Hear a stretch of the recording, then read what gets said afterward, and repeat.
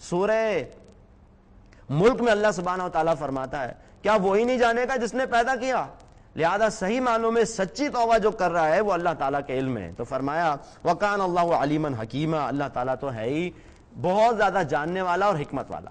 تو سب سے بہترین توبہ کی شکل یہی ہوگی کہ انسان سے جیسے ہی غلطی ہو, کوتاہی ہو, نافرمانی ہو, فوری طور پر وہ رجوع کرے, اللہ کی طرف پلٹے, معافی مانگے. اللہ پاک ایسے لوگوں کی توبہ کو قبول فرماتا ہے, نظر کرم فرماتا ہے اور ایسے لوگوں کے گناہوں کو معاف فرما دیتا ہے.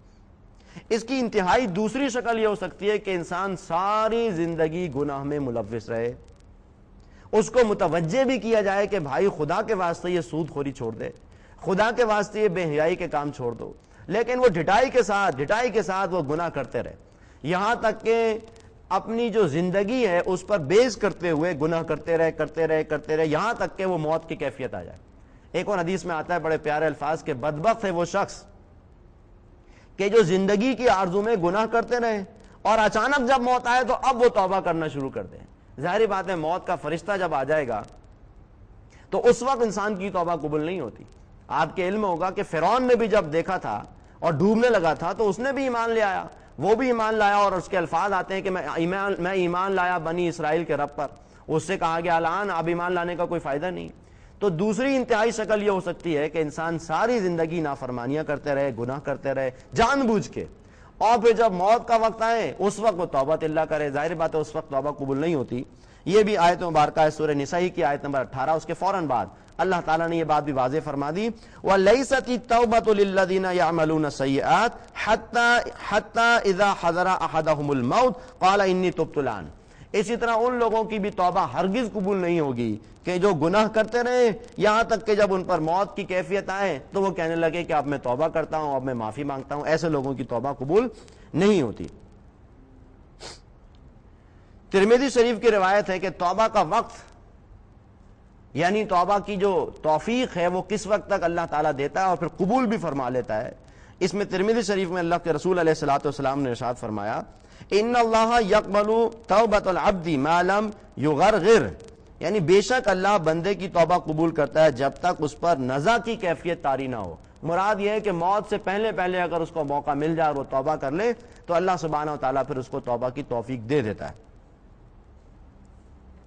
اسی طرح درمیانی شکل یہ ہے کہ ایک شخص زندگی بھر گناہ کرتا رہا لیکن زندگی کے کسی حصے میں, چاہے وہ جوانی ہو چاہے وہ بڑھاپا ہو, اس کو ایک دم سے اللہ پاک کی طرف سے شعور آ گیا, کسی اللہ کے بندے نے توجہ دلا دی کہ تم زندگی جو گزار رہے ہو یہ نافرمانی کی زندگی ہے, یہ اللہ سبحانہ و تعالیٰ کو ناراض کرنے والی زندگی ہے, اور اس کو اس بات کا احساس ہو جائے کہ مجھے تو مرنا ہے اور مرنے کے بعد ہے جو کہ اصل زندگی آنے والی ہے. جس طرح اللہ کے رسول علیہ الصلوۃ والسلام نے ارشاد فرمایا الکیس من دان نفسہ وعمل لما بعد الموت.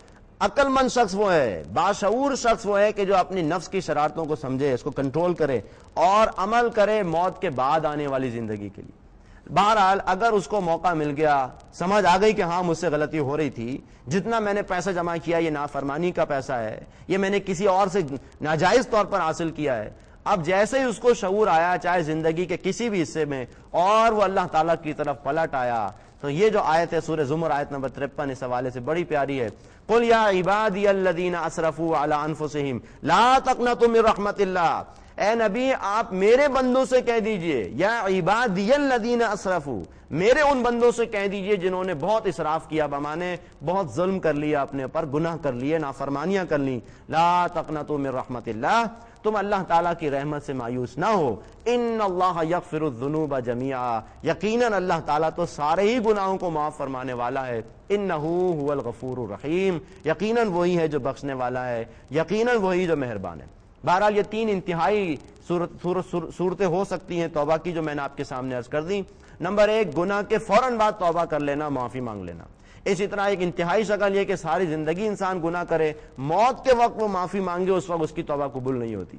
اور درمیانی شکل یہ ہے کہ زندگی میں کسی موقع پر اللہ سبحانہ و تعالیٰ کی طرف سے اگر توفیق مل جائے توبہ کی, معافی مانگ لے, حج کا موقع آیا, حج کیا, حج کے موقع پر اس کو اس بات کا شعور حاصل ہو گیا تو اس کی زندگی بدل گئی. بعض اوقات ہوتا ہے حج کے بعد انسان پوری زندگیاں ان کی بدل جاتی ہیں, رمضان کے بعد بدل جاتی ہیں, یا زندگی میں کوئی ایسا حادثہ ہوا جس کی وجہ سے اس کو شعور حاصل ہو گیا کہ میں نے تو یہاں آنا ہے. مثال کے طور پر میرے ایک عزیز ہیں, ہماری جب دادی محترمہ کا انتقال ہوا تو ہم لوگ سب گئے قبرستان سے جب وہ واپس آئے تو ان کی کیفیت عجیب تھی، اور انہوں نے مجھ سے آ کر یہ بات کہی کہ میری کیفیت عجیب سی ہوئی ہے، قبر میں آ کر جو کچھ میں نے دیکھا ہے، قبرستان میں آ کر یہاں پر یہ حال ہونے والا ہے ہمارا، اور ہم کن رنگ رنگلیوں میں لگے ہوئے ہیں، کیا کچھ ہم کر رہے ہیں، اور ہمارا اصل مقام تو یہ ہے۔ کہنے کا مطلب کسی وقت بھی اس کو اللہ پاک کی طرف سے توفیق مل جائے اور وہ معافی مانگ لے تو یہ اللہ سبحانہ و تعالیٰ کا وعدہ ہے کہ بارہ اللہ پاک ان لوگوں کو معاف فرما دے گا۔ اب آئیے سورہ تحریم آیت نمبر 8 کے حوالے سے ہم چند باتیں سمجھتے ہیں۔ موجودہ دور میں خاص طور پر توبہ کا تصور کیا ہے؟ اللہ پاک ارشاد فرماتا ہے، یا ایھا الذین آمنو، اے لوگو جو ایمان لائے ہو، توبو الی اللہ توبۃ نصوحا، تم سب مل کر اللہ سبحانہ و تعالیٰ کی جناب میں توبہ کرو، پلٹو اللہ سبحانہ و تعالیٰ کی طرف جیسے کہ پلٹنے کا حق ہے، جیسے کہ توبہ کرنے کا حق ہے۔ اب یہاں پر اس بات کو اچھی طرح سمجھ لیجئے کہ جس معاشرے میں ہم رہتے ہیں، سوسائٹی، یہ سوسائٹی بیسیکلی کہتے کسے ہیں؟ سوسائٹی جو ہوتا ہے کہ ایسی جگہ ہوتی ہے جہاں پر لوگ اجتماعی سطح پر رہ رہے ہوتے ہیں، اور انسان جو ہے وہ ہمیشہ سوشل اینیمل کہا جاتا ہے، یعنی کہیں پر بھی وہ اکیلا نہیں رہتا، مل کر رہا جاتا ہے۔ اب اگر سوسائٹی اللہ اس کے رسول علیہ الصلوۃ والسلام کے احکامات کے مطابق زندگی گزار رہی ہے تو یہ ایک سپورٹیو ایلیمنٹ ہوتا ہے کہ گھر میں بھی آپ اللہ کے احکامات پر عمل کر رہے ہیں، اور اسی طرح باہر جاتے ہیں تو باہر بھی اللہ اس کے رسول کے احکامات نافذ ہیں۔ نتیجہ یہ ہوتا ہے کہ انسان نیکی کی طرف آتا ہے، بھلائی کی طرف آتا ہے، اذان کی آواز آتی ہے اس کو متوجہ کرتی ہے کہ نماز کا وقت آ گیا۔ اسی طرح اور دیگر جو فضائل ہیں، نیکیاں ہیں، وہ خود بخود معاشرے میں ترویج پاتی ہیں۔ جیسے رمضان المبارک کا مہینہ سمجھ لیجئے، کس طرح سے اللہ سبحانہ و تعالیٰ کی رحمت نازل ہو رہی ہوتی ہے، ایک اندر سے احساس بیدار ہو رہا ہوتا ہے نماز کی طرف، قرآن کی طرف، تراویح کی طرف، رات کے وقت اٹھنا، تراویح کے ساتھ، تراویح کے بعد سونا، پھر رات کے وقت اٹھنا، تہجد کی نماز ہے، پھر تراویح کے لیے، اس کے لیے سحری کے لیے موقع ہے، وہ ایک پورے 24 گھنٹے ایک ماحول ہمیں ملا ہوا ہوتا ہے۔ لیکن اگر خدا نہ خواستہ معاشرہ اللہ اور اس کے رسول علیہ الصلوۃ والسلام کے احکامات کے مطابق نہ ہو تو نتیجہ کیا ہوتا ہے؟ ایک شخص انفرادی سطح پر کتنا ہی نیکوکار کیوں نہ ہو، لیکن جب وہ باہر جائے گا، بازار میں جائے گا، آفس جائے گا یا کوئی اور کام کرے گا، یقینی طور پر جن لوگوں سے اس کا انٹریکشن ہو رہا ہے، اگر وہ اللہ اس کے رسول علیہ الصلوۃ والسلام کے احکامات کے مطابق زندگی گزارنے والے نہیں ہیں تو الٹیمیٹلی ایسا شخص گناہوں میں ملوث ہو جائے گا۔ اب میں اصل میں جا رہا تھا اس طرف کہ جو اجتماعی نظام ہوتا ہے وہ اگر اللہ اس کے رسول علیہ الصلوۃ والسلام کے احکامات کے مطابق نہ ہو تو پھر یہ توبہ قائم نہیں رہ سکتی۔ یہی وجہ ہے کہ اللہ سبحانہ و تعالیٰ ارشاد فرماتا ہے، یا ایھا الذین آمنو، اے لوگو جو ایمان لائے ہو، توبو الی اللہ توبۃ نصوحا، تم سب مل کر اللہ سبحانہ و تعالیٰ کی جناب میں توبہ کرو جیسے کہ توبہ کرنے کا حق ہے۔ مراد یہ ہے کہ انفرادی سطح پر بھی اللہ کی نافرمانی چھوڑو، اور اجتماعی سطح پر۔ یہ اجتماعی سطح کیا ہے؟ دیکھیے، انسانی زندگی کے دو گوشے ہیں، ایک انڈیویجول ایکسپیکٹ آف لائف ہوتے ہیں جس میں عقائد ہوتے ہیں، اسی طرح عبادات کا نظام ہوتا ہے، اور کچھ رسومات ہوتی ہیں، ڈاگماز ہوتے ہیں، کچھ موڈس آف ورشپ ہوتے ہیں، اور اسی طرح کچھ ریچولز ہوتی ہیں، اس کو سوشل کسٹمز کہتے ہیں۔ یہ انسان کی انفرادی زندگی سے متعلق ہوتی ہے۔ اجتماعی سطح پر 3 نظام ہے زندگی ہوتے ہیں، پولیٹیکل سسٹم، اکنامک سسٹم، اور اسی طرح social system. Socio politico economic system ہوتا ہے۔ اگر یہ کلیکٹیو سسٹم جو ہے یہ اللہ اس کے رسول کے احکامات کے مطابق نہ ہو، یعنی سیاسی سطح پر اللہ سبحانہ و تعالیٰ کو رب نہ مانا جائے، حاکم نہ مانا جائے، اور انسان حاکم بن کے بیٹھے ہوئے ہوں، جیسے کہ اس وقت ہمارے معاشرے میں ایک زمانے میں فرعون تھا جس نے یہ دعویٰ کیا تھا، انا ربکم الاعلی، میں تمہارا رب اعلیٰ ہوں، اور اس کی وجہ سے اس نے انسانوں کو اپنا غلام بنایا ہوا تھا۔ آج سمجھ لیجئے پوری دنیا میں جو امریکہ ہے یا یہودی ہیں خاص طور پر، انہوں نے پوری دنیا کے نظام کو جو ہے وہ ہائی جیک کیا ہوا ہے۔ یہ پولیٹیکل سسٹم آپ دیکھ لیجئے، پوری دنیا میں جو بھی سیاسی نظام چل رہا ہے وہ سارا کا سارا انجینئرڈ ہے، وہ پورا کا پورا کنٹرول کیا جا رہا کہیں اور سے۔ اسی طرح اکنامک سسٹم کی اگر آپ بات کریں، معاشی نظام کی بات کریں، تو پوری دنیا کا معاشی نظام اس وقت چند لوگوں کے ہاتھ میں، مونوپولی ہے ان کی پوری طرح سے۔ یہ ورلڈ بینک، یہ IMF، یہ کون کنٹرول کر رہے ہیں؟ یہ اکثر و بیشتر جیو لابی ہے جو کہ اس کو کنٹرول کر رہی ہے، اور ان کی اصل بیس کیا ہے؟ وہ بیس ہے پورا کا پورا انٹرسٹ بیس اکانومی، یعنی سودی نظام زندگی۔ اس کے نتیجے میں ہوتا کیا ہے؟ سود اللہ اور اس کے رسول علیہ الصلوۃ والسلام کے خلاف اعلان جنگ ہے۔ فَاذَنُوا بِحَرْبٍ مِّنَ اللَّهِ وَرَسُولِهِ، اللہ پاک سورہ بقرہ میں ارشاد فرماتا ہے۔ لہذا سودی نظام کی وجہ سے پورا کا پورا معاشی نظام یہودیوں کے شکنجے میں ہے۔ علامہ اقبال نے فرمایا تھا کہ فرنگ کی رگے جاں پنجہ یہود میں ہے. اس وقت کا فرنگ کو یہ یوکے تھا, یہ انگلینڈ تھا. آج کا فرنگ پوری طرح سے یہ امریکہ ہے, اور اس امریکہ کے اوپر اس کا باپ جو بیٹھا ہوا وہ اسرائیل ہے. لہذا پوری طرح سے پوری دنیا کی اکانومی کو کنٹرول کرنے والے یہ جیوز ہیں, یہ ورلڈ بینک, یہ IMF, یہ پوری دنیا کو قرضے دیتے ہیں اور اس کے مطابق پھر جو اپنا نظام بنواتے ہیں. اسی طرح معاشرتی سطح پر جو سوشل انجینئرنگ پروگرام آ رہا ہے, خاص طور پر توجہ کیجیے گا, یہ پوری دنیا کا میڈیا اس وقت اس پہ لگا ہوا ہے کہ کسی طرح سے مسلمانوں کے اندر بے حیائی عام کی جائے, فحاشی جو ہے وہ عام کی جائے. لہذا قرآن حکیم میں اللہ پاک نے شیطان کی یہ صفت بیان فرمائی ہے, انما یامرکم بالسوء والفحشاء, یہ شیطان تمہیں گناہ اور بے حیائی کا حکم دیتا ہے. اب دیکھیے معاشرتی سطح پر شیطان بے حیائی اور گناہ کے ذریعے کر کیا رہا ہے, اس کے ذریعے سے ایمان کا جو ہے معاملہ خطرناک ہو گیا ہے. کیونکہ نبی علیہ الصلوۃ والسلام نے ارشاد فرمایا کہ ایمان اور یہ حیا یہ دونوں ساتھ ساتھ ہوتے ہیں. جب جس معاشرے سے ایمان اٹھ جائے وہاں سے حیا اٹھ جاتی ہے, اور جہاں سے حیا اٹھ جائے وہاں سے ایمان اٹھ جاتا ہے. نتیجہ کیا ہوگا, جب ہمارے دلوں میں ایمان ختم ہو جائے, خوف خدا ختم ہو جائے, آخرت میں تصور حساب کتاب ختم ہو جائے, معاشرے کی اصلاح نہیں ہو سکتی. لہذا تینوں سطح پر, سیاسی, معاشی اور معاشرتی سطح پر اس وقت پوری طرح سے پنجہ جو گاڑا ہوا ہے یہ شیطان اس کے ایجنڈوں نے. اس کا الٹیمیٹ نتیجہ یہ کہ معاشرے میں بے حیائی عام ہو رہی ہے, معاشرے میں سودی نظام کے ذریعے لوگوں کو غلام بنایا جا رہا ہے, معاشرے میں سیاسی نظام کے تحت جو بھی ان کے ایجنٹ بیٹھے ہوئے ہیں وہ پولیٹیکل سطح پر لوگوں کو غریب سے غریب تر کر رہے ہیں. مہنگائی اتنی زیادہ ہو رہی ہے کہ 16 گھنٹے ایک شخص جو ہے اپنی بنیادی ضروریات کے لیے محنت کرنے پہ مجبور ہو گیا. اس کا الٹیمیٹ نتیجہ کیا ہوگا, اللہ سبحانہ و تعالیٰ کے دین کے غلبے کے لیے جہاد, قتال, اللہ کے نافرمانوں کی گردنیں اڑانا, یہ جو تصور دیا اللہ کے رسول علیہ الصلوۃ والسلام نے ہمیں, ظاہری بات ہے اس کے لیے جہاد کرنے والے, محنت کرنے والے ختم ہو جائیں گے. تو توبہ کا اجتماعی سطح پر جو کانسیپٹ ہے وہ یہ ہے کہ ایک فرد اپنی زندگی کو درست کرے, یعنی اللہ پر ایمان لائے جیسے کہ لانے کا حق ہے, اپنے معاشرت کو درست کرے, یعنی اپنے گھر میں اللہ سبحانہ و تعالیٰ کے دین کو نافذ کرے, پردے کے احکامات نافذ کرے, حیا اور جو نبی اکرم صلی اللہ علیہ وسلم اور آپ کی صحابیات تھیں, خاص طور پر امہات المومنین تھیں, ان کو آئیڈیل بنا کر اپنی خواتین کو ان کا جو ہے ان کا تصور دیا جائے تاکہ وہ ان کے مطابق زندگی گزارے. حضرت عائشہ رضی اللہ تعالیٰ عنہ ام المومنین صدیقہ جو تھیں ان کو اپنا آئیڈیل بنائے.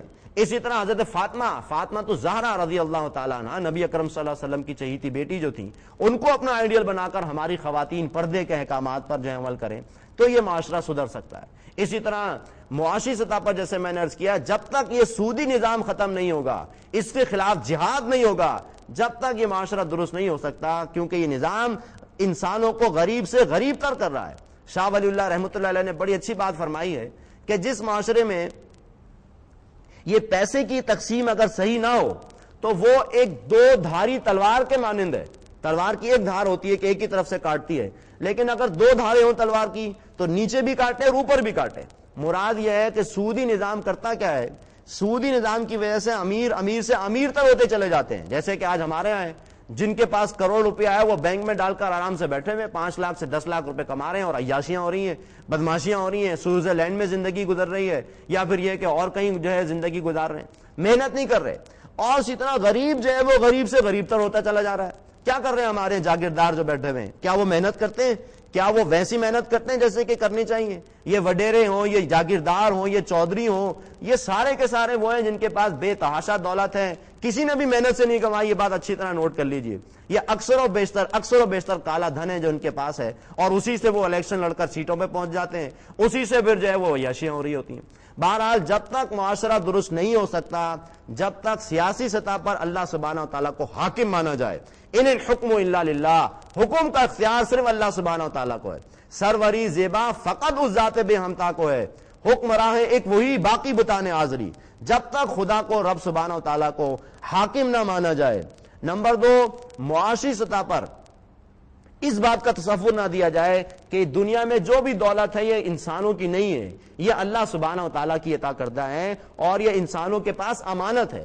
اور اسی طرح معاشرتی سطح پر تصور ہے مساوات جو ہے, تمام انسان برابر ہیں, تمام انسانوں کا خالق اللہ سبحانہ و تعالیٰ ہے, تمام انسانوں کے ماں باپ ایک ہیں.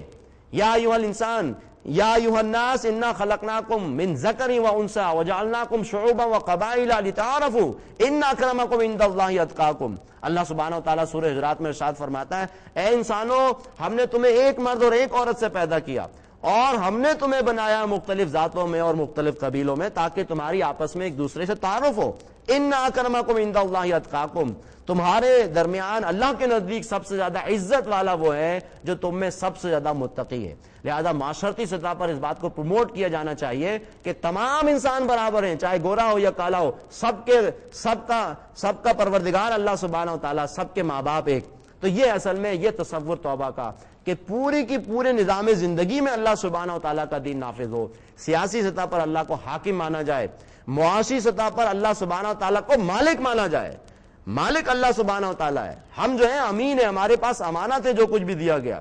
اور اسی طرح معاشرتی سطح پر اللہ سبحانہ و تعالیٰ کو خالق مانا جائے. اس توحید کا الٹیمیٹ نتیجہ یہ ہوگا کہ ایک سوشو پولیٹیکو اکنامک سسٹم قائم ہوگا اور وہ عادلانہ نظام قائم ہوگا جس کو قائم کرنے کے لیے جناب نبی کریم صلی اللہ علیہ وسلم اس دنیا میں بھیجے گئے تھے. دیکھیے قرآن حکیم 3 مرتبہ نبی اکرم صلی اللہ علیہ وسلم کا مقصد بعثت بیان فرماتا ہے, اس دنیا میں بھیجے جانے کا مقصد بیان فرماتا ہے. سورہ صف آیت نمبر 9 میں اللہ پاک فرماتا ہے هو الذی ارسل رسولہ بالہدی ودین الحق لیظہرہ علی الدین کلہ. وہی اللہ سبحانہ و تعالیٰ ہے جس نے اپنے رسول صلی اللہ علیہ وسلم کو بھیجا اس قرآن کے ساتھ, ہدایت کے ساتھ اور دین حق کے ساتھ, عادلانہ نظام کے ساتھ, اسلام کے ساتھ, تاکہ وہ غالب فرمائے اسے تمام دیگر جو ہے ادیان پر یا باطل نظام زندگی پر. اور سورہ فتح میں فرماتے ہیں وَكَفَى بِاللَّهِ شَهِيدًا, وہ اللہ سبحانہ تعالیٰ اور گواہ بطور مددگار کے. یعنی اللہ تعالیٰ کو انسانوں کی ضرورت نہیں ہے, اللہ پاک چاہے تو آنے واحد میں دین نظام اسلامی زندگی قائم کر دے, لیکن بہرحال اللہ پاک نے دنیا کی زندگی بنائی ہے امتحان کے لیے. الذی خلق الموت والحیات لیبلوکم ایکم احسن عملا, وہ اللہ تعالیٰ جس نے موت و زندگی